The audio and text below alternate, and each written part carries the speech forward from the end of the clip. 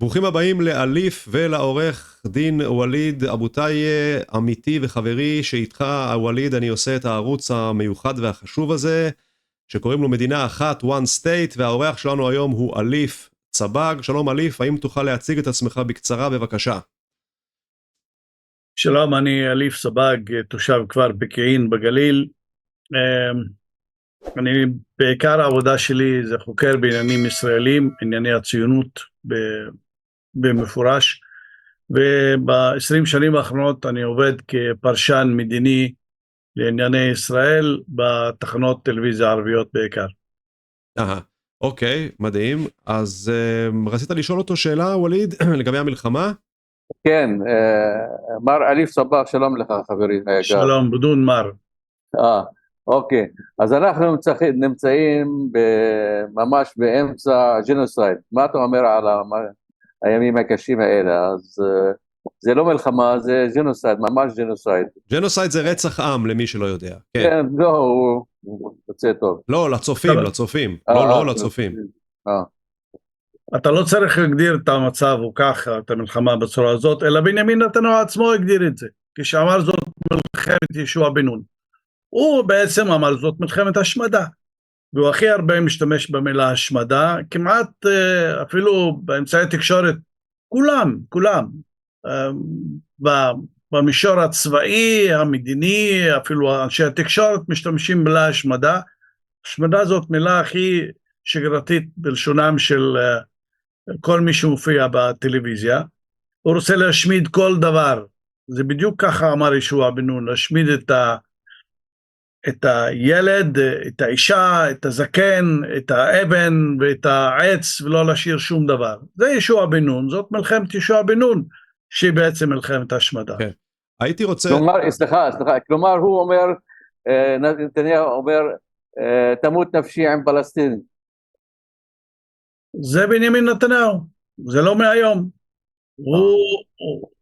הוא לוקח איתו את כל הקופה, הוא מוכן לעשות הכל, ומוכן להקריב עשרות אלפי ישראלים, רק שישאר על הכיסא שלו ויציל את עצמו אני חושב שזה אבל לא חדש, זה לא שיש קונסנזוס מוחלט בישראל, בין הערבים לדתיים, בין השמאל, בין הימין, כולם יודעים את מה שאמרת, אין בזה שום דבר חדש. אני רוצה לדבר על דברים שאנשים לא יודעים.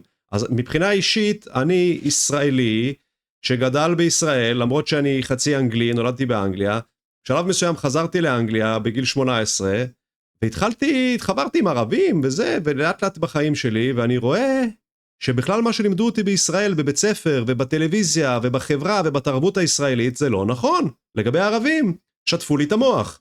עכשיו, חזרתי לארץ, ואני כבר פה 9 שנים, ועדיין הייתי שטוף מוח. עדיין פחדתי מהערבים, האמנתי בכל מה שאמרו לי, עד שממש נפתחו לי העיניים, והבנתי שוואלק, אנחנו הרעים, בגדול הישראלים הם הרעים, באו לפה, היו פה אנשים שגרו פה, לא משנה עכשיו אם אלוהים הבטיח ליהודים לפני 2000 שנה את ישראל או לא, היו פה אנשים, בכל אדמה שאין בה אנשים, יבואו אנשים והתיישבו בה, הביזנטים, הצלבנים, הרומאים, כל מיני לבנטים וערבים ומפה ומשם.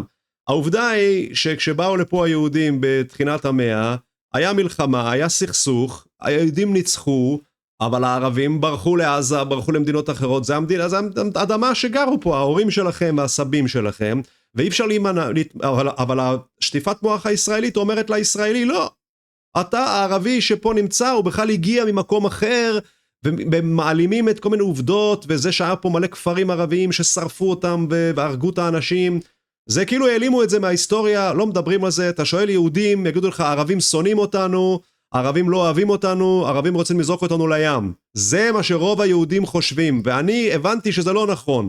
אז בוא נראה, האם זה נכון אליף? האם אתה שונא את היהודים, אתה רוצה לזרוק אותם לים? טוב, יש הרבה שאלות פה, לא שאלה אחת. בוא נעשה סדר. קודם כל נתחיל מהעבר. היהודים גורשו כמעט בכל מדינה באירופה, כולל באנגליה. 700 שנה אני עשיתי עבודה באוניברסיטה העברית על גירוש יהודי אנגליה. רוסיה גם. גירוש יהודי אנגליה, מכיוון שהוא מאנגליה. גירוש יהודי עלילת הדם, לא עלילת דם וכו'. אבל גורשו מאנגליה. לאן ברחו? כל היהודים שברחו ממדינה אחת למדינה אחרת, לאן ברחו? ברחו למדינות מזרחיות, וברחו למדינות מוסלמיות. זאת אומרת, הם ברחו למזרח אירופה, ממערב למזרח, ברחו מהמזרח אל מדינות מוסלמיות. יהודי ספרד לאן ברחו? יהודי ספרד ב-1494 ועוד כמה שנים אחרי זה ברחו לאן? לאימפריה העות'מאנית. מי קיבל אותם? המוסלמים. אפילו אצלנו בפקיעין, אני כבר פקיעין, שיש עדיין משפחה יהודית, משפחת זינתי, שלפי הטענה החדשה של בן צבי ושלהם, שהם משפחה באו מירושלים בזמן הרס בית המקדש השני, אבל בן צבי עצמו כותב בספר שלו, עצמו, על יהודי פקיעין, הוא אומר משפחת זינתי, זו המשפחה האחרונה היהודייה שהגיעה לפקיעין מיהודי ספרד. אוקיי, אז מה אתה אומר? שאם היהודים ברחו... הסיפור התיירותי, ההיסטורי, שמנסים להשריש אותו בעיני ובתודעה של היהודים, שמדובר בבית כנסת מימי בית המקדש השני, מדובר ביהודים מלפני 2000 שנה וכו', וכל זה שקר. זה השקר. רגע, אבל אתה קופץ מנושא לנושא. הרגע דיברנו שהיהודים ברחו מאירופה למדינות ערב, ואני שואל אותך, אם בקוראן היה כתוב שצריך להרוג את היהודים, ומוחמד אמר צריך להרוג את היהודים, אז אותם יהודים שברחו מרוסיה ומאנגליה, איך שהיו נכנסים למדינת ערב, היו הורגים אותם. אבל מה? לא הרגו אותם. על זה אני מדבר איתך. תעזוב אותך מפקיעין עכשיו. תמשיך את הנושא של מקודם. אני רוצה להגיד לך, שיטת המצאת ההיסטוריה, זאת שיטה של שטיפת מוח והמצאת היסטוריה לא קיימת. היא לא קיימת בהיסטוריה, אובייקטיבית היא לא קיימת, אבל היא קיימת בתודעה. אז רגע. וזה הסכנה, שקיימת בתודעה היסטוריה מומצאת, לא נכונה. יפה, אז מה הומצא? הומצא שאסור לסמוך על הערבים, הערבים רוצים לזרוק אותנו לים. מאיפה בא העניין הזה שהערבים רוצים לזרוק את היהודים לים? מאיפה זה בא? היהודים גרו בספרד ביחד עם המוסלמים, תחת שלטון המוסלמי 700 שנה, והם לא גורשו אותם. הם היו מאוד מאוד מעורבים, אפילו אומרים שבעת גירוש יהודי ומוסלמי ספרד, שר ההגנה של אנדלוס היה יהודי. וזה הוכחה לאיזה השתלבות יהודית בתוך המשטר המוסלמי בספרד. 400 שנים תחת השלטון העות'מאני לא גורשו יהודים ולא נטבחו יהודים. מתי התחיל הסכסוך?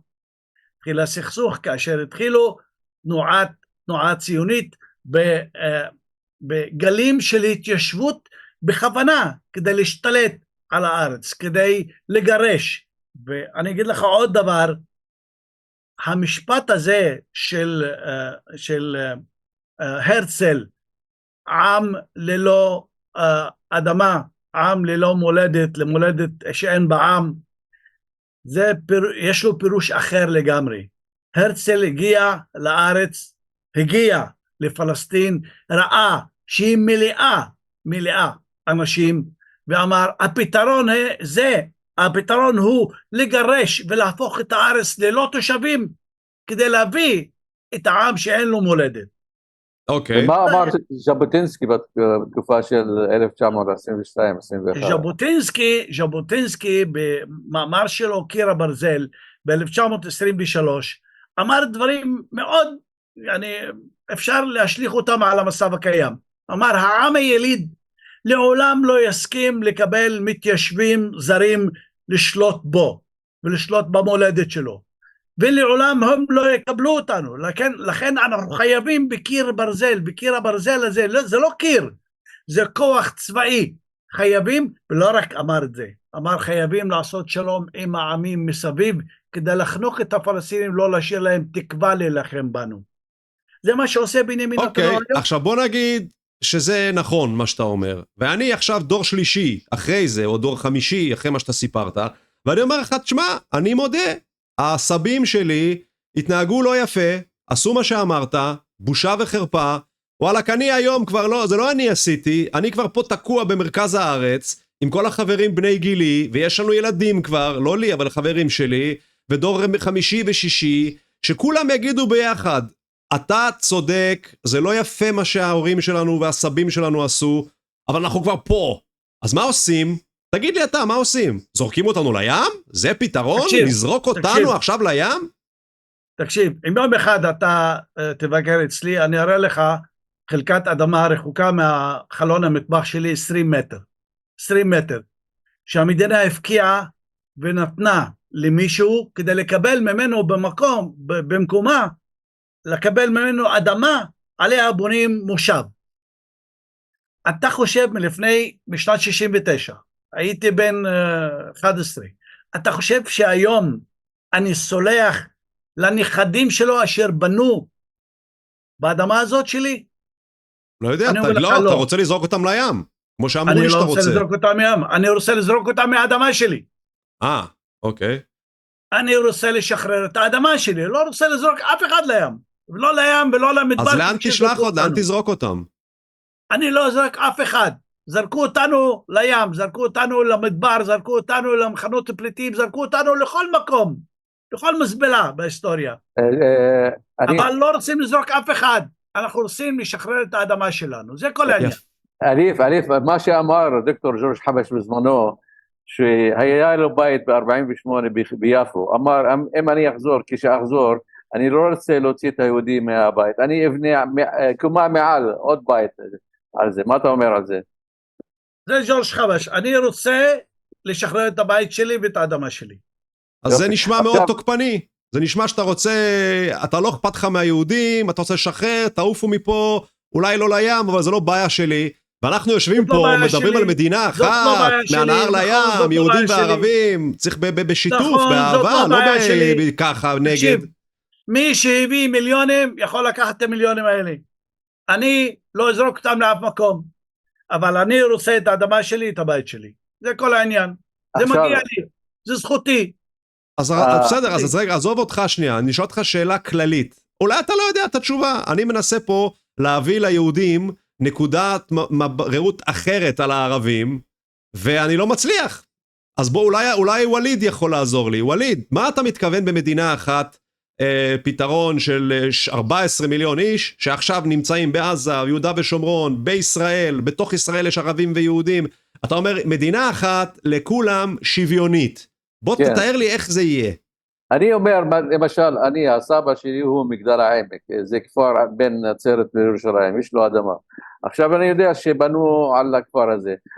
מה שאני, לפי דעתי אישית, אני לא, כבר, אם בנו היהודים על המגרש של סבא שלי, אני אקבל מגרש ריק במקומו, ואני אבנה על ידו, אבל לא תן ליהודי שהוא דורות כבר 30-40 שנה, אני אבנה על יד המגרש ריק אחר, וזה צריך למצוא פתרונות יצירתיים, זו דעתי.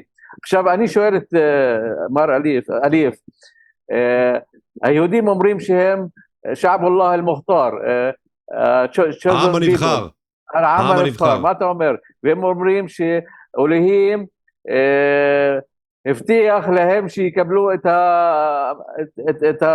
את האדמה הזאת. מה אתה אומר על זה? אני יוצא לי דיבט עם הרבה עם יהודים, עם אלה המזרחנים, המסתערבי התקשורת.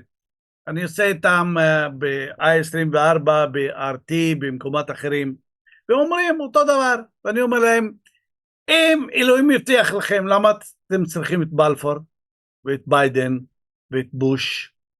אם אלוהים יבטיח לכם, ואתם מאמינים, אז תמתינו שאלוהים יממש את הבטחתו. למה אתם נעזרים בבלפור, באנגליה, בכל המדינות המערביות? זה אחד. 2, תלכו לאלוהים שלכם, תגידו לו, אליף סבג, הפלסטיני, לא מסכים להתפנות. העם הזה עם עקשן, לא מסכים להתפנות מהארץ שאתה הבטחת. תלכו אליו. תביאו אותו לכאן, נראה, נדבר איתו. זה לא העניין שלי. הבטיח לכם, תלכו אליו. יפה. אז אני בתור יהודי אומר לך שזה שטויות במיץ עגבניות. אני לא מאמין שהוא הבטיח, ואין שום אלוהים שיושב עם זקן ומעניש לא את היהודים ולא אנשים אחרים. זה בורות, זה הסתכלות על המציאות ישנה, ופשוט אני לא חלק מזה, וזה בושה וחרפה. ורוב הישראלים נראה לי יסכימו עם מה שאני אומר. הם לא, בוא ניקח את החילוניים, כן? החילוניים הרי נגד הדתיים המשיחיים האלה. אז אנחנו איתך. אז אני אומר, בוא נתקדם, בוא נגיד שאנחנו מוצאים את הדתיים, ואני ואתה, אליף, צריכים לגור ביחד. האם אתה מוכן לגור ביחד איתי במדינה חדשה שוויונית? הבעיה שלי לא רק עם היהודים הדתיים שמאמינים, הבעיה שלי עם האלה החילוניים, החילונים שמשתמשים בדת, משתמשים באמירות דתיות האלה כדי לתת לגיטימציה לכיבוש שלהם. הבעיה שלי עם היסטוריה של בן גוריון, האתאיסט, שהשתמש בכל האמירות הדתיות. מי אני אדבר? מי החילונים? כמה קופץ קטן כמוך, קטן מאוד, שאפשר לדבר איתו. אתה יודע מה, הייתה לי פעם חברה יהודייה חילונית. אומרת לי, תשמע, אני חילונית, אני לא מאמינה, אבל תשמע. מה? אומרת לי, עם הנבחר, יש בזה משהו. מה שאלתי אותה, את מאמינה בזה? אני לא רוצה להאמין, אבל בליבי יש אמונה קטנה שכן יש משהו. תשמע, זה כמו שאמר מישהו, לא זוכר מי אמר את זה, אמר, בכל נפש ישראלית ציונית יש כהנא קטן. זה מזמן נאמר, יש כהנא קטן. אמר את זה אברהם בורג. לנצח את היתר הישראלי. אני לא זוכר, אבל אני זוכר את זה מלפני 40 שנה, מישהו אמר את זה. כשכהנא היה בכנסת. כל אחד יש בו כהנא קטן. זאת בעיה. אז בעצם אין מה לעשות. בוא נגיד לך משהו. זה מה שאתה אומר. אתה רוצה לדבר על פתרונות? כן.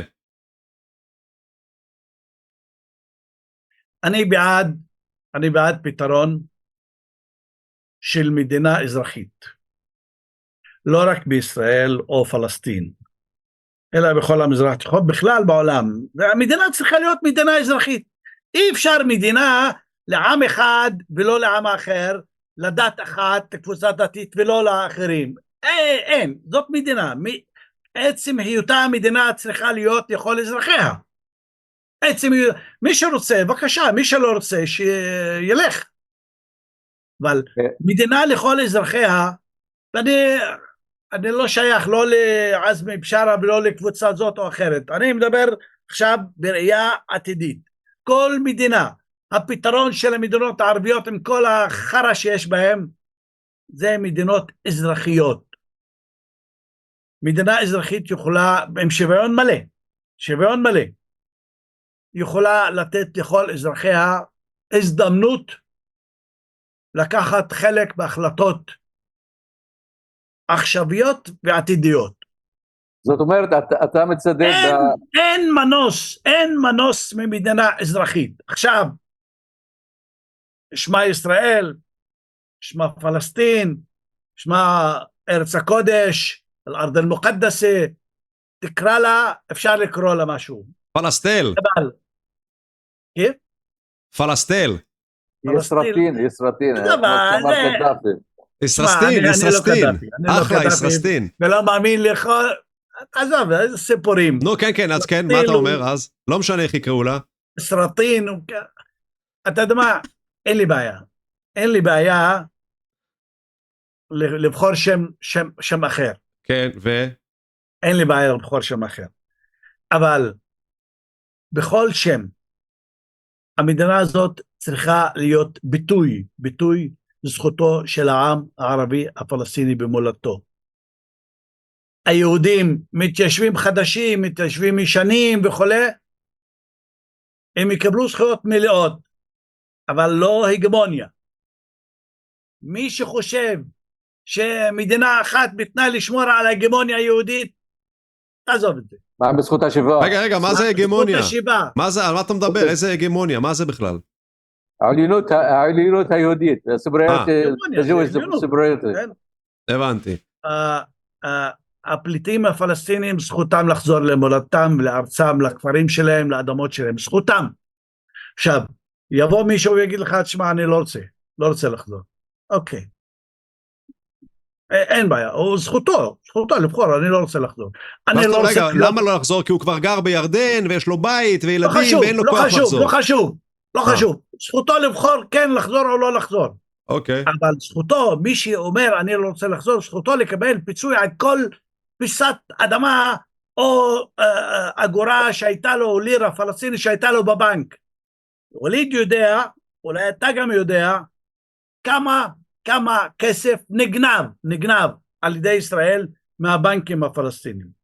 כן, אז בוא נחשוב שנייה, אם זה הופך, אני מסכים איתך, עכשיו בוא נתקדם שנייה, אז נגיד שאנחנו עושים את זה, זה יהיה מה שיקרה, אז הופכים את המדינה הזאת של עכשיו למדינה אחת כל אזרחיה, עם זכות לחזור, עכשיו אם מכל אזרחיה, זה אומר שמאיפה יהיה כסף לשלם לאותם פליטים שלא רוצים לחזור, אני משער, אותה מדינה שוויונית, לא יהיה מלחמות כבר, אז כל הכסף שהולך לנשק וכן הלאה, כל האקספורט, כל הייצור מישראל והייצור והכלכלה תייצר כסף. ביחד, ערבים ויהודים ייצרו כסף, אז מהקופה המשותפת ישלמו לאותם פליטים. לא מהקופה המשותפת. לא, אוקיי. לא, לפני הקופה המשותפת. אוקיי. לציונות העולמית יש הרבה כסף. מי שגנב מפלסטין, מי שגנב את הפלסטינים, את אדמתם, את הבנקים שלהם, ישלם. אוקיי, בסדר. ישלם. גרמניה הנאצית שילמה, עד היום משלמת. יאללה, שולמו, הכל נגיד חזרו מיליון. אז אמרנו, יש 7.5 מיליון יהודים, יש 7.5 מיליון ערבים, פלוס עוד מיליון פליטים. אז יהיה במיליון יותר ערבים מיהודים, אבל זה לא משנה, כי זה דמוקרטיה, זה מדינה אזרחית. תעזוב מי יותר, לא מעניין אותי מי יותר. מעניין אותי, מי יותר זה התחילה של ההגמוניה. מי יותר, מי ישלוט. אני רוצה שכל הפלסטינים יחזרו. יש 5 מיליון פלסטינים, זכותם לחזור. יכול להיות ש4 מיליון יחזרו, ועוד מיליון לא יחזור. אוקיי. יכול להיות, אבל זכותם לחזור. כן. ברגע שהם חוזרים, מתחילים לחזור, כל אחד יבחר, אני רוצה להישאר עם הפלסטינים, או לא רוצה להישאר עם הפלסטינים. מה זאת אומרת? כמו שיש פלסטינים יגידו, אני לא רוצה לחזור ולחיות עם יהודים. אבל זה תהליך ארוך. אבל זה לא יקרה, אלא אחרי שהעם הפלסטיני יקבל את מדינתו על חלק מאדמתו. יקבל את מדינתו, ורק אז יתחיל תהליך של פשרות, ושל שלום, ושל פייסות וכו'. זאת אומרת, אתה אומר... ללא זה לא יקרה. אתה מדבר על שתי מדינות? קודם כל לא, רגע אחד. כן. אני אומר, זה שלב ראשון. תן לעם הפלסטיני להקים את מדינתו על חלק ממולדתו, גדה מערבית, רצועת עזה וכו'. על חלק מולדתו.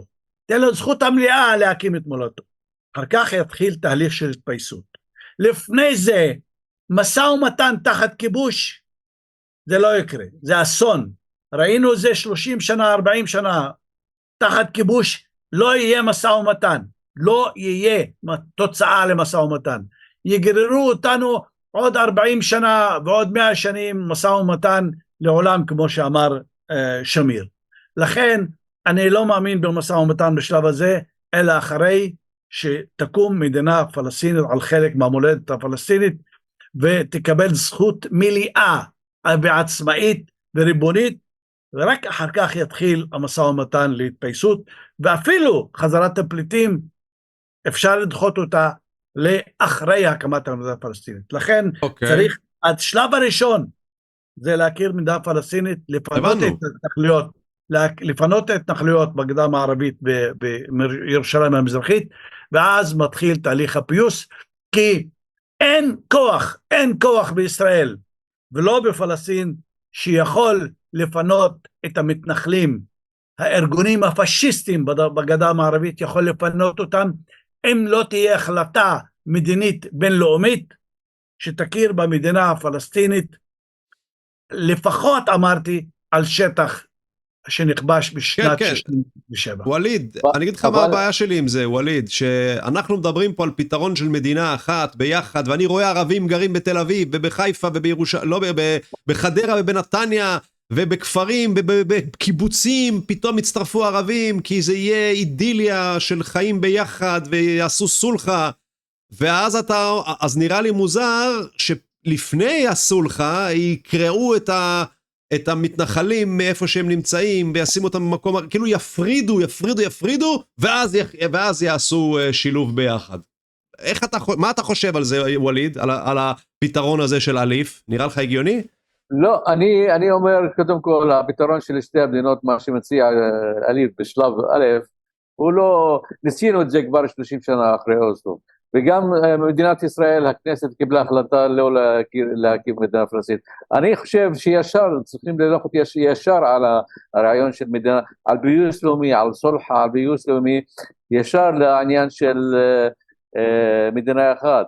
אנחנו מכירים שהיהודים, חלק מהיהודים, כל היהודים שנמצאים בארץ, יש להם זכות לחיות, אנחנו יש לנו זכות לחיות, עם הזכות זכות השיבה, אז צריך ישר, לפי דעתי צריך ישר ללכת לעניין של מדינה אחת מהנהר לים, אבל להתחיל עכשיו להקים מדינה פלסטינית שהניסיון שלנו היה רע מאוד, וגם נתניהו והפרלמנט הישראלי לא ביטל את זה,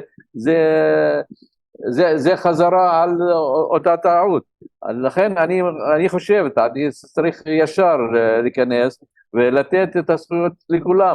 קודם כל, מה שנמצא כאן עכשיו, בתוך ישראל, הקו הירוק, אנחנו נמצאים, הערבים, הפלסטינים בתוך ישראל נמצאים בדיסקרימיניישן, אפליה, ובגדה המערבית נמצאים תחת אפרטהייד, בעזה נמצאים תחת ג'נוסייד. צריך לבטל את כל הדיסקרימיניישן והג'נוסייד הזה, ולהכריז על מדינה אחת, ועכשיו, אחרי שמכריזים על מדינה אחת, יש מה שנקרא מומנטום, יש התפתחויות, כולם רוצים לעשות טוב, זה טוב לשני העמים, אנחנו מכירים, העם היהודי צריך להכיר בזכות שלנו הגדרה עצמית, ואנחנו צריכים גם לעבוד ביחד ולעשות סולחה.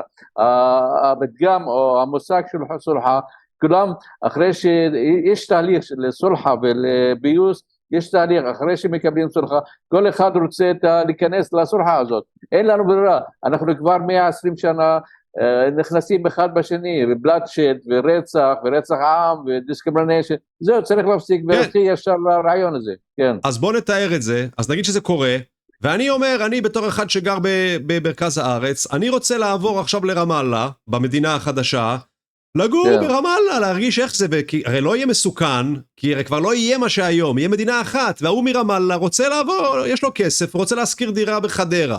בוא, יש לו, אי אפשר לעצור אותו, אי אפשר כלום. אפילו לקנות, כן. לקנות, ואני רוצה לבוא לרמאללה, לגור בחברון, בא לי, איזה יופי, זה בחיים לא הייתי שם, במקום לנסוע לגור בחול, אני אסע לשם, וזה מדינה שלי, אני כאילו מהגר בתוך המדינה שלי, יכול ללמוד ערבית, יכול לספוג תרבות אחרת. עכשיו, מה אני אומר? אני מדבר על זה עם חברים שלי יהודים, לא רק חברים, אנשים יהודים, אומרים לי, תשמע, זה אחלה, זה נשמע אידיליה, אבל יש גורמים קיצוניים ערביים שלא ייתנו לזה לקרות. טרוריסטים, תחשוב שהחמאס יבוא ויפוצץ את כולם. מה דעתך על זה? אחרי שכבר כולם הסכימו ויש מדינה ואפשר, כולם באמת רוצים את זה. אתה והשכנים שלך וכולם. נראה לך שחמאס יכולים להרוס את הכל לכולנו? אני אומר שיש מתנגדים בשני הצדדים. אתה ראיה לכך שבתהליך אוסלו בהתחלה, כשהוכרז על תהליך אוסלו, כולם חגגו ברחובות, אפילו ברמאללה. אני במקרה הייתי באותה שעה ברמאללה, ראיתי את כולם שמחים, גם מהצד היהודי, כולם נכנסו לאופוריה. אבל כשנכנס נתניהו לשלטון ב-96, אז הוא קלקל את הכל. אתה לא עונה לי לשאלה. אני לא יודע לי לשאלה. למה? אני אגיד לך, אני אכוון אותך, אני אומר, אם אנחנו מגיעים לאידיליה, ואולי אליף צוחק וחושב שאנחנו שני נאיבים, שזה דבר שלא נכון. יקרה בחיים, זה הזיה, נכון. אבל נגיד שכן, ובאמת כולם מתרגשים ושמחים וזה עובד, אני חושב שהחמאס ייעלם, כי לא יהיה לו שום תמיכה בצד הערבי עצמו. הם כולם יהיו נגד החמאס, כי הוא כאילו, הוא כבר בלתי לגיטימי, והוא חודל להתקיים בכלל. ככה אני רואה את זה. תשמע, כל בן אדם, או כל עם, זכותו לחיות בשלום. עכשיו, למה החמאס נוצר? החמאס נוצר בגלל הכיבוש. זכותו לשחרר את האדמות שלו. עכשיו, כשאתה עושה את כל הארץ הזאת, מהנהר לים, מדינה אחת, אז אין לו, אני לא מאמין ואם תיתן זכויות מלאות, כולל זכות השיבה וזכויות של יחידים, אז אין צורך ברעיון. אז אנחנו, היו הרבה יהודים שחיו למשל בתקופה של הנביא מוחמד, חיו בשלום, והיה הסכם אפילו בין היהודים, הסכם אל-מדינה מונוורה בין היהודים לנביא מוחמד, אז בזמנו, אפילו אחרי בתקופה של עומר אבן אל-חטאב, כשהגיע לירושלים, אז הוא אפילו החזיר כמה משפחות יהודיות שגורשו מירושלים, החזיר אותם לירושלים, אפילו בתקופה של סלאח א-דין, הביזנטים גם זרקו את היהודים מכמה, החזירו אותם לירושלים, אפילו הרופא של סלאח א-דין היה מוסא אבן מימון, והוא הרופא האישי של סלאח א-דין. מה זה יהודי? הוא יהודי, כן, בן מימון, הוא יהודי, אז כשיש רצון טוב, אז כולם חוזרים, ואני רואה את המדינה אחת מהנהר לים, היא הפתרון האידיאלי, אחרת אי אפשר, אחרת נמשיך עוד 200-300 שנה בסכסוך הזה. אלף, יש לי שאלה אליך, תאר לך. תשמע, יפה, כל זה מתארים, זה יפה, זה אוטופיה, זה לא יקרה. מה רע באוטופיה? התנועה הציונית היא תנועה קולוניאליסטית, בדיוק כמו כל התנועות הקולוניאליסטיות שיצאו מאירופה לעולם. החיבור הזה בין היהודים הליברליים לבין הפרוטסטנטים באירופה במאה ה-16, התחיל במאה ה-16 עד המאה ה-19, כל החיבור הזה יצר תנועות קולוניאליסטיות לעולם, לקנדה, לאוסטרליה, ניו זילנד, ארצות הברית, אפילו הקמת ארצות הברית החדשה מלפני 200 שנה, הוקמה המדינה הזאת כתוצאה של הכוחות האלה, היהודים הליברליים והפרוטסטנטים, היהודים הליברליים שיצאו מהגטו, והפרוטסטנטים שהתנגדו לוותיקן ולאפיפיור. החיבור הזה הוא חיבור ליברלי, הוא חיבור קולוניאליסטי, הוא חיבור שהוציא את כל התנועות הקולוניאליסטיות, והתנועה הקולוניאליסטית האחרונה שיצאה מאירופה, שזאת התנועה הציונית. זאת אומרת, החיבור הזה הוא קיים לפני הקמת התנועה הציונית. מי שתומך בישראל היום זה התנועה הציונית העולמית, ששורשיה בחיבור הפרוטסטנטי היהודי, שורשיה בתנועות הקולוניאליסטיות בכל העולם. לכן מי שחושב שהדברים ישתנו מרצון, הוא טועה. הדברים ישתנו רק אם ישתנה מאזן הכוח העולמי לטובת העמים ונגד ארצות הברית. וכאשר ישתנה מאזן הכוח המזרח תיכוני לטובת העמים נגד המשטרים שחיים תחת הנעליים של ארצות הברית. רק במקרה הזה הישראלים יבינו שאין להם ברירה אלא לחיות כמו כולם. אתה רוצה? בבקשה. לא רוצה? לך לארצות הברית. אוקיי, יפה. מי שהביא אותך.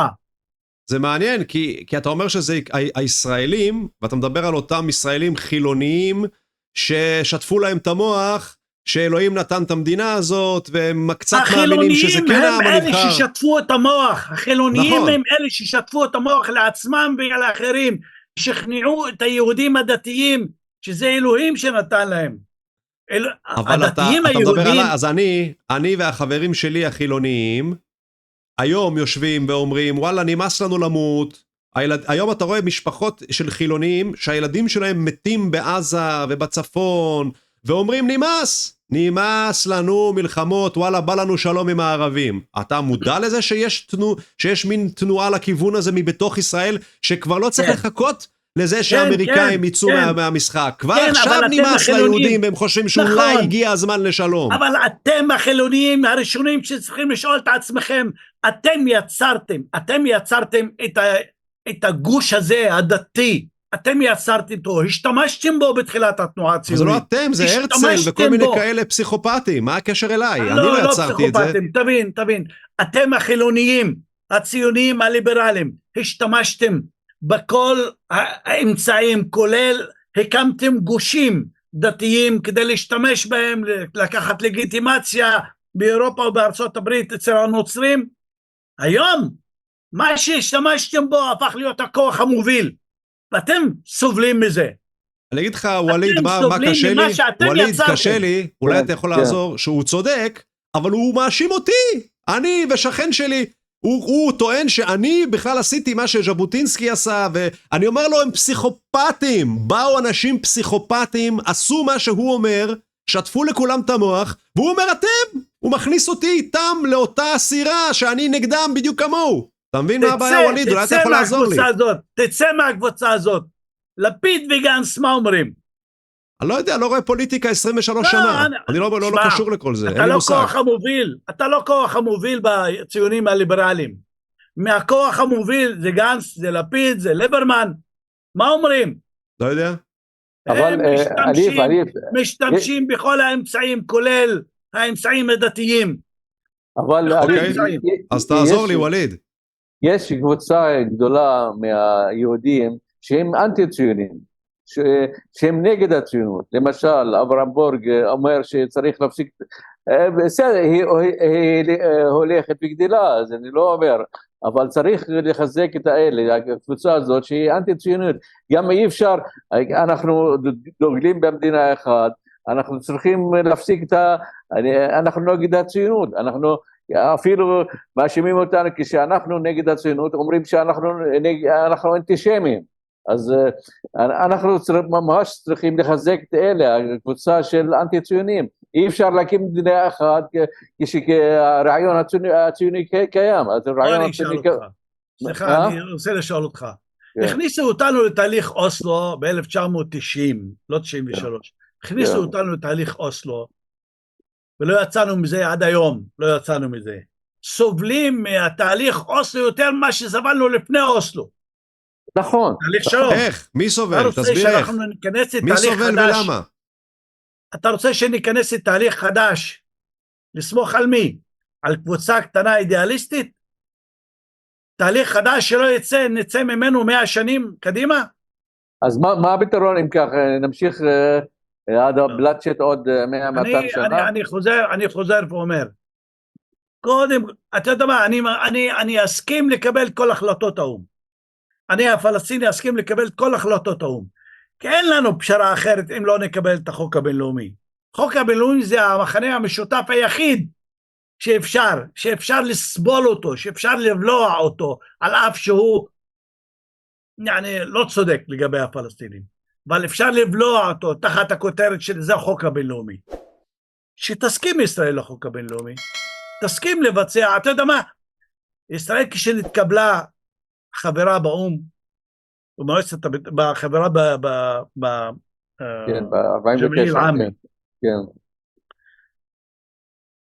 היה תנאי לקבלת ישראל, שתסכים לקבל או לבצע כל החלטות מועצת הביטחון, כל החלטות האום.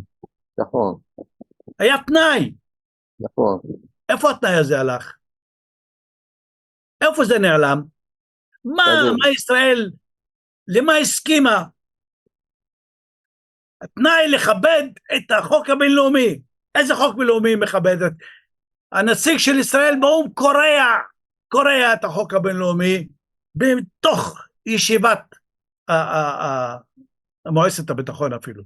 נכון, אתה צודק, 100%. אבל אני מזכיר לך... זאת מדינה זו? אני רוצה להזכיר לך... זאת מדינה זו? אני רוצה להזכיר לך שני דברים שקרו ב-1936, בתקופה של המנדט הקימו ועדת פיל. ועדת פיל המליצה לחלק את הארץ לשתי מדינות.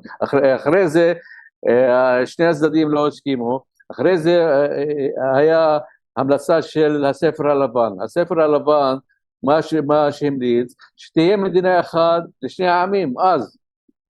אז גם אפילו בשנת 1919 הוועדה המוסלמית הנוצרית המליצה והצטדדה בהקמת מדינה לכל תושביה מהנהר לים.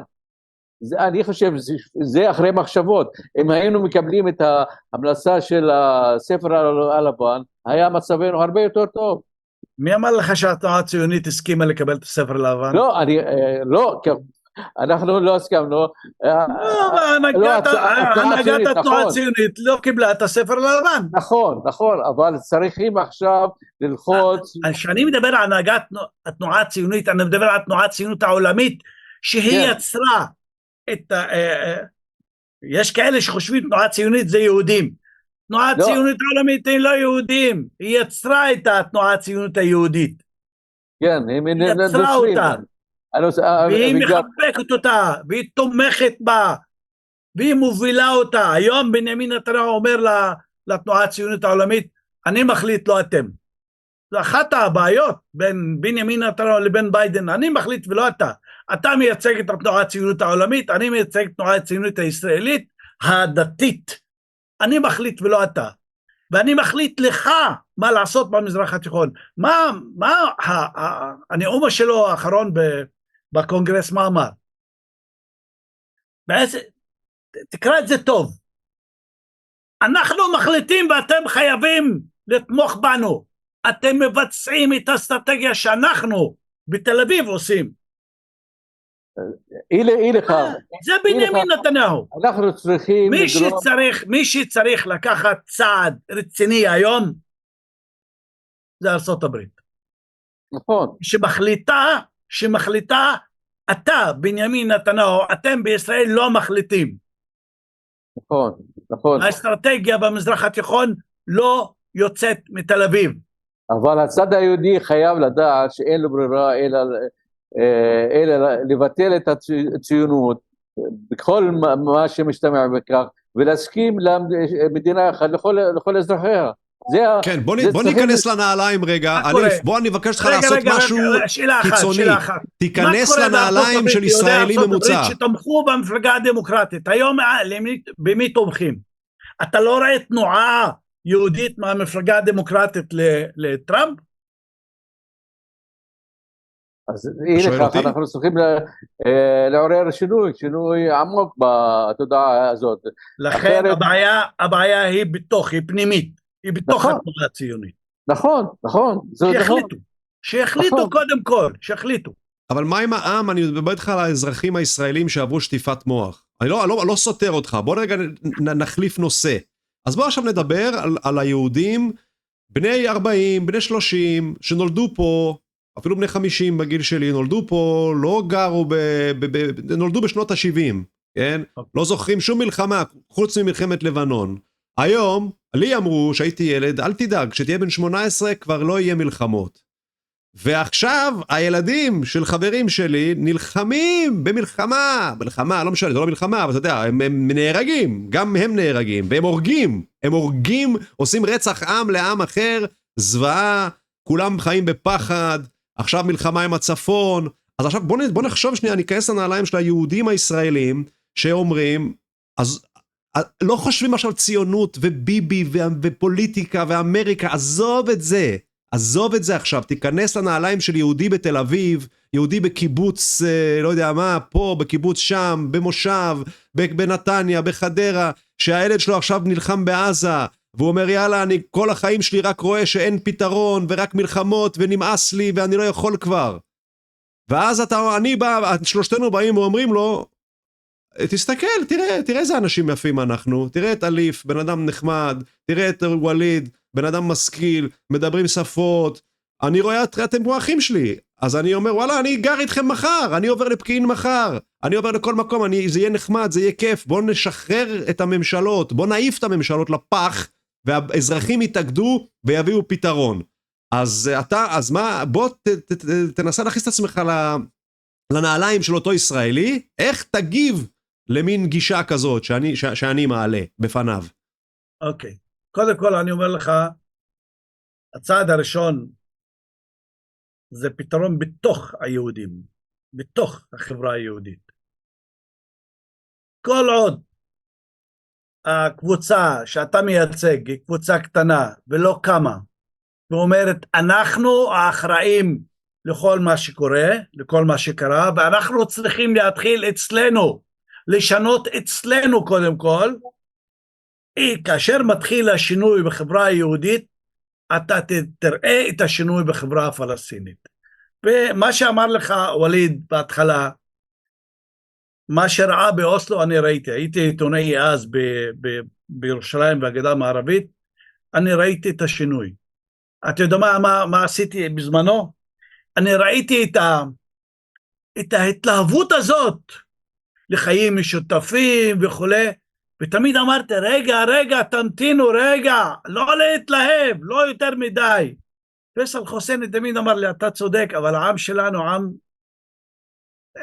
מה אני אגיד לך, מתלהב מאוד בכל דבר חיובי, מתלהב, הוא סבל, הוא רוצה לצאת מהסבל הזה, התלהב מאוד מהשלום, ואני תמיד אמרתי רגע, ואני אומר לך עכשיו, עם כל הסבל, ועם כל הג'נוסייד שהם עושים לא רק בעזה, גם בגדה המערבית, כל זה, אם יש גרעין שגדל בחברה היהודית, באמת, רואים את זה, רואים שהוא גדל, רואים שיש תקווה, אתה תראה שינוי בחברה הפלסטינית. ומה השינוי הזה צריך, תהיה יותר ספציפי, תגיד, היהודים צריכים לשנות את הגישה הזאת שיש להם לגישה כזאת, במקום לחשוב כמו עד היום שככה וככה, צריכים לחשוב ככה, צריכים להתנהג, לצאת לרחוב, לפרסם, להגיד את זה ואת זה ואת זה, ואם את כל 5 דברים האלה שאתה עכשיו תגיד מה הם, הפלסטינים יראו, אז גם הם ישתנו. אז תגיד לי, מה 5 דברים, ממש ספציפית שצריכים לקרות? בתחילת הג'נוסייד הזה, הגיע חבר כנסת ערבי לבית לחם, אצל חבר שלו, ואמר לו, תשמע, אנחנו רוצים לעשות תנועת שלום. כמעט זרקו אותו מהמדרגות. תנועת שלום? עם מי? כן. כמעט זרקו אותו מהחלון. עם מי אתה רוצה תנועת שלום? עם מי? אתה רואה 99 חברי כנסת יהודים אמרו לא למדינה פלסטינית. אתה זוכר את זה בתחילת המלחמה? 99 חברי כנסת יהודים אמרו לא למדינה פלסטינית. אז אם אליף לא רוצה לענות לשאלה, אולי וליד יענה לשאלה. אני אגיד לך, במאה ה-20, תחילת המאה ה-20, לפני 120 שנה, הבעיה העיקרית אצל היהודים היה השאלה היהודית. היהודים גם באירופה, גם במזרח אירופה, רוסיה וגרמניה אפילו, בכל אירופה, חיפשו פתרון לשאלה הפלסטינית. הם חיפשו פתרון בפלסטינה, חיפשו פתרון באוגנדה, בארגנטין. עכשיו הם בחרו, עזבו את אוגנדה ועזבו את ארגנטין, בחרו בפלסטינה. והם חשבו שמגיע להם שיחיו בשלום ובביטחון. עכשיו פלסטינה היא לא הכי ביטחון ליהודים, היהודים בסכנה כאן במדינה, אי אפשר להמשיך ככה, היהודים של ארצות הברית חיים יותר טוב, של אירופה חיים בביטחון הרבה יותר מהישראלים, אז הבעיה העיקרית היא אצל היהודים, לא אצל הערבים.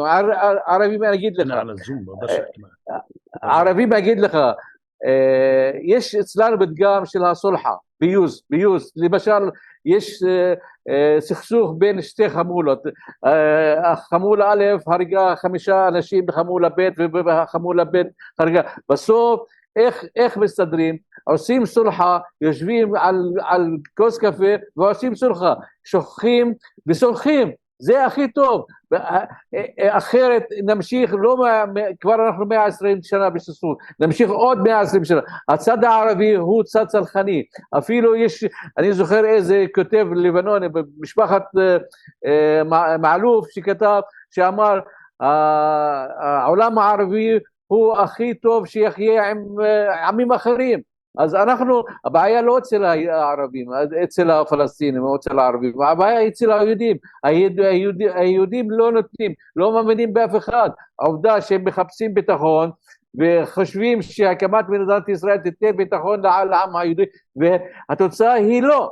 כן, נכון, אומרים, אני שמעתי שהיום המקום הכי מסוכן ליהודים זה בישראל.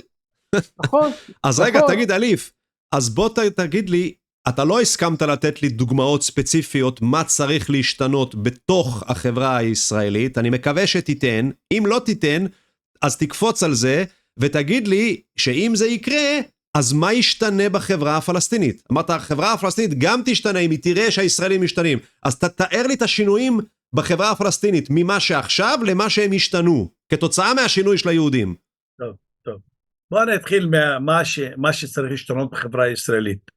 כן. אני לא קופץ לקבוצות הדתיות, ציונות דתית, ששם השתנו דברים. מי שיתחיל את השינוי, זה היהודים הליברליים, ציונים ולא ציוניים. כאשר ייקחו הזרם הציוני הליברלי, ייקח אחריות על כל מה שקרה, על יצירת הציונות הדתית. מי יצר את ההתנחלויות? זה לא התנועה הליברלית הציונית, זה מפלגת העבודה? כאשר ייקחו אחריות על כל מה שקרה להם ולעם הפלסטיני, שם מתחילים. ולקחת אחריות זה לחפש את הפתרון. הפתרון שהציונות הליברלית תכריז באופן מפורש. אנחנו הציונים הליברליים אחראים לאסון של העם הפלסטיני, ואחראים ליצירת התנועה הציונית הדתית, שמהווה סכנה עכשיו על הציונות הליברלית. ואני אומר לך, נבואת הושע אומר שם במפורש, ניצחון, לא נבואת הושע, אלא מלחמת ישוע בן נון, ניצחון של ישוע בן נון על העמים המקומיים, יתלווה בחשבון, בדין וחשבון עם היהודים שלא הסכימו עם ישוע בן נון, הוא יבוא אליכם. הציונים הדתיים ממלחמת ישוע בן נון תבוא אל הציונים הלא דתיים, הליברליים שמתנגדים להשמדה, ותבוא איתם חשבון. זו הסכנה, לא רק לפלסטינים, היא סכנה לציונות הליברלית, היא סכנה ליהודים הליברליים, נקרא לזה. לכן, תתחילו מעצמכם. השינוי בחברה הישראלית מתחיל בזה. אחרי שיסירו את כל המכשולים בפני מדינה פלסטינית, בהכרה בינלאומית מדינה פלסטינית, ואני אומר לך, אם הציונים הליברליים יסירו את ההתנגדות שלהם, גם ארצות הברית תסיר את ההתנגדות שלה. אבל הציונים הליברליים הם הכי הרבה יודעים שהם חלק מהתנועה הציונות העולמית. הם הרבה יותר מסוכנים מכל גוף אחר. הם יודעים שהם חלק מהציונות העולמית. שאל את לפיד וגנץ יגידו לך את זה מפורש. והם יודעים שהם חלק מההתארגנות הבינלאומית של המערב נגד המזרח. הם חלק מהמלחמת העולם השלישית של המערב נגד המזרח. הם יודעים את זה טוב מאוד. והם מצרים בזה אפילו. לכן אני לא כל כך אופטימי. אבל להתחיל זה דבר טוב. כן, מאוד מעניין מה שאתה אומר. כל התפתחות של רעיון יהודי, אני לא אומר ציוני, רעיון יהודי, ליברלי, סובלני, בעד שלום וכו', יראה בצד הפלסטיני ידיים טובות. אם זה לא יתפתח, אתה לא תבקש מהנאנסת לחפש אצל האונס רחמנות וסליחה וכו'. היא לא תסלח לו, עד שהוא יכיר בעובדות, עד שהוא יכיר באחריות שלו. היום מבקשים מהנאנסת הפלסטינית לסלוח לאנס מבלי שהוא יכיר בעובדות, מבלי שהוא יכיר באחריות שלו. זה לא יקרה. מובן ומאוד הגיוני מה שאתה אומר, ואני דוגמה לזה. הנה, אני אומנם מייצג אחוז קטן מהאוכלוסייה, אבל מי יודע, היהודים צריכים באמת להתעורר, כמוני, להבין שהסבים והסבתות שלנו עשו טעויות בגישה שלהם ובאסטרטגיה שלהם פה במדינה הזאת, באדמה הזאת, ואני היום מכה על חטא, ואפילו מוכן לבקש סליחה מהעם הפלסטיני, ולהגיד יאללה, ההורים שלי טעו, בואו אני אסדר את זה, אני אעשה סולחה, מה שההורים שלי רבו עם ההורים שלכם, אנחנו נעשה סולחה. באופן כללי, אם רוב העם בארץ יכיר בגישה הזאת, אז יש על מה לדבר. אבל כל עוד היהודים עדיין משטופי מוח, ואותה קובץ קיצוני דתי משפיע על החילונים, וגורר אותם פנימה, ומבלבל להם את כל המוח, והם לא יודעים, ומפחיד אותם שהערבים שונאים אותנו, ושאתה אליף בחיים לא תגור איתי, ואם יהיה לך הזדמנות לתקוע לי סכין בגב, אתה תעשה את זה, ואתה רק מחכה לזה, כי כתוב בקוראן, ומוחמד שלכם שנא היהודים, והוא אמר לכם להרוג את כל היהודים, כל עוד זה מה שבמוח של היהודים החילוניים, לא יהיה כלום, ויהיה ליהודים רק יותר רע. כי תראה מה קורה, הרי המצב רק הולך ומדרדר, הוא לא פתאום, ישראל תוציא איזה כלי נשק חדש, תחריב את לבנון, תחריב את מצרים, תחריב את כל הערבים בעולם, תשמיד את כל הערבים, הרי זה לא יקרה, זה אומר שהמצב של היהודים ילך ויחמיר, עד שהם לא יתעשתו, יתעוררו, ויעשו 180 מעלות סיבוב, ויקחו סיכון, שיהיה טוב, ולא יאמינו רק ברע, ושאתם רעים, ואתם אנשים כאלה רעים הערבים. אני רואה אותך, אתה נראה לי אחלה בן אדם. אני שואל אתכם היהודים שצופים בזה. אתם חושבים שווליד הוא בן אדם רע? אתם חושבים שאליף שונא יהודים? בחייאת. ב-2002... כן, רגע, ווליד, מה אתה רוצה להגיד? ווליד. רגע, אני אספר תן לו, ב-2002, כשהיה הקמפיין הצבאי נגד הגדה המערבית, עבדתי באגודה לזכויות האזרח. באחד הישיבות שאלה אותי מישהו, אמרה לי, אתה שונא אותנו? אני מאמין לך. מה ענית לה? אמרתי לה, למה השארתם לי סיבה לאהוב אתכם? וסליחה, אמרתי, סליחה, השארתם לי. אני בעצם חזרתי לעצמי, השארתם לי סיבה לא לשנוא אתכם? וזהו? כי אני אשאל אותך עכשיו, אתה שונא אותי? אותי, אתה שונא באופן אישי? לא, אישי זה משהו אחר. לא, בתור יהודי אתה שונא אותי? אני לא שונא אותך בתור יהודי. אני שונא את הכובש. אוקיי, אז מספיק, בתור בן אדם. בתור כובש אני שונא אותך. בתור מפקיע אדמות אני שונא אותך. בתור רוצח אני שונא אותך, בתור חייל אני שונא אותך, בתור טייס אני שונא אותך, כן. האם אתה מבין שאני, אני מיכאל בלום, לא אחד מהם, אני לא כובש ואני לא חייל, אני אישית לא, אז הוא אומר שאתה לא שונא אותי, כי אני מיכאל בלום לא כובש, לא חייל, לא אונס ולא רוצח, אז אתה לא שונא אותי. אני גם לא שונא את מרגלית זינתי שהיא שכנה שלי בכפר. אוקיי, יפה, אז ווליד, מה אתה רוצה להגיד? אתה יודע בית כנסת היהודי, איפה הוא נמצא? לא. מצד אחד מוסלמי, מצד שני דרוזי, מצד שלישי נוצרים, ומרחק מהבית שלי 20 מטר, אווירית, 20 מטר מהבית שלי. נו. אנחנו שונאים את היהודים, אנחנו שונאים את הכיבוש, אנחנו שונאים מי שרוצה להשתלט על המולדת שלנו, מי שהורג את הילדים שלנו, מי שכובש ומפקיע את האדמה שלנו, אלה אנחנו שונאים. אוקיי, ווליד? תשמע, מה שאני אומר, סכסוך שלנו כאן במזרח התיכון הוא לא היחידי, היו הרבה סכסוכים, היו בספרד, היו בבלפאסט, בקתולים ופרוטסטנטים, היו ביפן בין האמריקאים ליפן אחרי פרל הארבר, היו במקדוניה, אין מקום שלא היו סכסוכים. בסוף ישבו והגיעו להיסטוריקל reconciliation. עכשיו מצד שני יש מישהו אמר אצלנו למשל פיוס היסטורי, זה historical reconciliation למי שלא יודע אנגלית, כן? כן, פיוס ממש אין לנו ברירה, אפילו היה סכסוך, הגרמנים עשו את ההולוקוסט ליהודים, בסופו של דבר מי שעכשיו תומך בישראל אחרי ארצות הברית היא גרמניה. אז אפשר להגיע.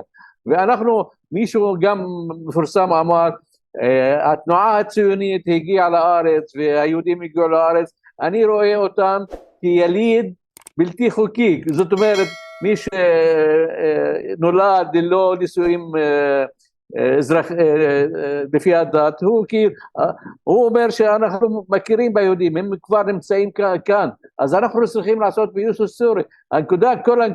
כל הסכסוך הוא אצל היהודים, לא אצל הערבים, הם העמים הכי הרבה שחיו עם עמים אחרים, אפילו בתקופה של הטורקים, הייתה העניין של המלות, לכל מילה, לכל קבוצה היה את החוקים שלה, אז כולנו, הנה, אליף אמר לך שיש בית מסגד בכפר שלו, בפקיעין, יש בית כנסת, יש כנסייה, יש מקום לדרוזים, כולם חיים ביחד, הנה, אתה בירושלים, הכל חיים ביחד, הבעיה אצל היהודים, לא אצל אנחנו רוצים לחיות ביחד, לחיות בחיים, מפסיק העוול, יותר מדי עוול, יותר מדי סבל. הנה, אתה לפני שעה, היה לך הפסקת חשמל של 5 דקות בבית, תסתכל על מישהו בעזה, אין לו חשמל, אין לו אוכל, אין לו חיים, אין לו בית, אתה 5 דקות הפסקת חשמל עשית, היהודים הם עם מפונק, עם שחצן, מה אני אגיד לך, יש לו את הפריבילגיות, אפילו אני גם חי בארצות הברית, הם חיים הרבה יותר בעליונות, בשחצנות, צריך להפסיק את זה. העם הנבחר, אלוהים אוהב אותי יותר ממך, אני נבחר, אלוהים בחר בי, אני יותר טוב ממך. 2 משפטים על פיוס. כן. אני מציע לקחת את הדוגמה של גרמניה, כן. היהודים לא ויתרו והגרמנים הוכרחו לא רק להכיר בזכויות של היהודים, אלא בכל, אתה יודע מה, בכל פרט קטן ששייך ליהודים הם החזירו, כל פרט קטן, פורטרט, הם החזירו, והם שילמו פיצויים, ועד היום הם משלמים פיצויים. הדוגמה השנייה לפיוס זה דרום אפריקה. כן. כאשר אנגליה בארצות הברית הרימו ידיים ואמרו תסתדרו לבד, מה הם עשו? הם נכנסו לפיוס. השחורים שמחו והלכו לפיוס. אבל מי שרוצה, המתיישב, הקולוניאליסט, שרוצה לעשות פיוס על חשבון המקומיים והוא למעלה, זה לא יקרה. אני אגיד עוד אחד בקשר למנדלה. מנדלה אמרו לו אתה צריך לגרש את הלבנים מדרום אפריקה, אמר להם לא, אני רוצה לחיות איתם, העובדה שעד היום יש לבנים בדרום אפריקה. כן. מי שלא רוצה לחיות עם השחורים יחזור הביתה. גם באלג'יריה אמרו צריך לגרש את הצרפתים, אמרו להם לא, שישארו. אני גם בדרום אפריקה אמרו ללבנים לעזוב, מנדל אמר להם לא, אני אשב איתם. אפילו גם היה אחד יהודי, הוא הנהיג את התנועה של הקונגרס האפריקני, הוא יהודי, והוא כל הזמן עמד לצד הדרום אפריקאים. אני חושב זאת הייתה אישה ולא גבר. יכול להיות, אני לא זוכר, יכול להיות. זאת הייתה אישה. אז אני שמח מאוד שהגענו לשלב של הפיוס, וכבר עברה מעל שעה, אז בעצם דיברנו על כל הנושאים החשובים. יש איזה משהו שאתה רוצה להוסיף, אליף או וליד, לפני שאנחנו מסיימים? אני רוצה להוסיף רק משפט אחד, זה מתחיל אצל היהודים, וההכרה זה דבר ראשון. אוקיי. אין לנו ברירה, אלא לעבוד, לחיות ביחד. אז זהו, צריך פיוס לאומי, ואין דבר אחר. מספיק עוול, מספיק רצח עם, מספיק סבל, זה מעל לא מעבר. אחרת, הסכסוך ימשיך עוד 200-300 שנה, וזה חבל. אבל צריכים אדם עם שכל לחיות. אתה מיכאל בלום, 5 דקות, לא סבלת את החיים שלך 5 דקות בלי חשמל. תסתכל על הפלסטינים ברור. כבר אמרת את זה, אז אני רוצה להוסיף רק לסיום, שבאמת אין ברירה, כמו שאתה אומר וליד, אין ברירה, וזה ברור לכל אחד בישראל שאין ברירה, כי המצב הולך ומחמיר, זה כמו ספינה שטובעת, ואם האנשים הנכונים בקרב עם ישראל לא יתעוררו על עצמם, ויבינו שיש להם או גרוע מאוד מאוד מאוד, או פשוט ללכת על הדבר שהם מפחדים ממנו, ולהסתכל לערבים בעיניים, ולמצוא פתרון ולחיות ביחד, כי האלטרנטיבה הרבה יותר גרועה. נהניתי מאוד לדבר איתכם. כן, אליף? אוקיי. כן, אני רציתי להוסיף עוד דבר. תקשיב, אני יוצא לדיבטים עם יהודים מזרחיים, או נקרא להם דוברי ערבית. יהודים ערבים, ערבים יהודים. בתחנות טלוויזיה ערביות הם חוגגים, אפילו מייצרים אווירה מאוד לא טובה, שחצנות ומשהו לא סובלים אותו הערבים. אבל תן לי דוגמה אחת, בן אדם אחד, אפילו חבר כנסת ערבי, שמדבר בעברית עם היהודים, מרשים לו לדבר באמצעי תקשורת היהודים, הליברלים. אני לא מותר לי לדבר באמצעי תקשורת הליברלים, לא 12, לא 13, אפילו חברי כנסת לא מותר להם לדבר עם יהודים בעברית. למה? זה הערוץ הזה קיים. למה אמצעי תקשורת הערבים פותחים את האוויר כולו? כן, ברור, יהודים בדיוק בשביל זה. שחצנים. הבנו, בדיוק בשביל אתמול זה. הייתי עם פרופסור קידר ב-I24. משוגע. לא משוגע. הוא לא משוגע. לא ניכנס לזה. הוא ציוני, דתי. מה אני אגיד? אני ראיינתי אותו בערוץ אחר שלי, ווואלה, האמת היה לי די משעמם. לא נהניתי מהרעיון בכלל, הוא מדבר דברים שאני לא מתחבר אליהם בכלל. בקיצור, אנחנו מבינים אחד את השני. בעיני הערבים הוא מייצג את היהודים ולא אתה. אז חבל לי מאוד לשמוע את זה, מאוד חבל לי לשמוע את זה. בקיצור, הבנו אחד את השני, אנחנו ממשיכים בערוץ מדינה אחת, one state, לראיין, עורך דין וליד אבו טייב מראיין ביחד איתי, עוד אנשים כמו אליף ואחרים, בעברית, בערבית, באנגלית, ואנחנו נמשיך להביא את הקול הזה למען כולנו, שיהיה יום טוב לכולם, תודה רבה. כל טוב.